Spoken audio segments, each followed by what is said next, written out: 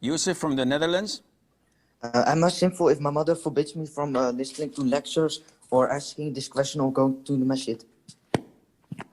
Okay, I will answer, inshallah. His mother, Yusuf from the Netherlands, his mother prevents him from listening to lectures, attending the masjid, and listening to or asking such questions on Ask Zad.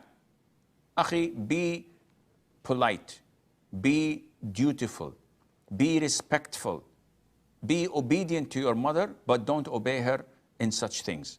She has no control over you. No one has control over you to prevent you from seeking knowledge. Go to the masjid, listen to lectures, and ask your questions on Ask Zad and elsewhere, even if she prevents you or swears at you or says that she'll be angry with you. This is all transgression from her side, and Allah would not listen to her.